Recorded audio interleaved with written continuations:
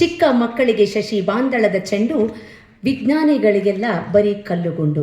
ಅಂದರೆ ದಿನಕರ ದೇಸಾಯಿಯವರ ಒಂದು ಚುಟುಕು ಬ್ರಹ್ಮ ಆಗಿರುವಂಥ ದಿನಕರ ದೇಸಾಯಿಯವರ ಈ ಚುಟುಕನ್ನು ಯಾಕೆ ಜ್ಞಾಪಿಸ್ಕೊಳ್ತಾ ಇದ್ದೀನಿ ಅಂತಂದರೆ, ರಾಷ್ಟ್ರಕವಿ ಕುವೆಂಪು ಅವರು ಕವಿತ್ವ ಅಂದರೆ ಏನು ಅನ್ನೋದನ್ನು ನಮ್ಮ ಕನ್ನಡ ನಾಡಿಗೆ ತಿಳಿಸ್ಕೊಟ್ಟಿದ್ದಾರೆ. ಜ್ಞಾನಪೀಠವನ್ನು ಮುಡಿಗೇರಿಸಿಕೊಂಡಿರುವ ಪ್ರಪ್ರಥಮ ಕನ್ನಡದ ಸಾಹಿತಿ ಕವಿಯಾಗಿದ್ದಾರೆ. ದೊಡ್ಡ ಚಪ್ಪಾಳೆ ಬರಬೇಕು ರಾಷ್ಟ್ರಕವಿ ಕುವೆಂಪು ಅವರಿಗೆ.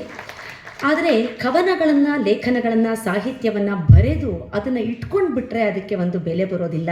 ಕಲೆಗೆ ತಕ್ಕ ಬೆಲೆ ಯಾವಾಗ ಸಿಗತ್ತೆ ಅಂದರೆ ಅದು ಜನರನ್ನು ತಲುಪಿದಾಗ ಮಾತ್ರ. ಜನರನ್ನು ತಲುಪಿಸುವಂತಹ ಕೆಲಸವನ್ನು ನಮ್ಮ ಸಿ ಅಶ್ವಥ್ರವರಂತಹ ಒಂದು ಮಹಾನ್ ಗಾಯಕರುಗಳು ಮಾಡ್ತಾ ಬಂದಿದ್ದಾರೆ. ಸಿ ಅಶ್ವಥ್ರವರು ಅತ್ಯದ್ಭುತವಾದಂತಹ ಗಾಯಕರು. ಆದ್ದರಿಂದ ಇವತ್ತು ಈ ಎರಡು ಮಹಾನ್ ಚೇತನನ್ನು ನಾವು ಸ್ಮರಿಸ್ತಾ ಇದ್ದೀವಿ ಅಂತಂದರೆ ನಾವೇ ಧನ್ಯರು, ಧನ್ಯೋಸ್ಮಿ ಅಂತ ಹೇಳ್ತಾ ಈಗ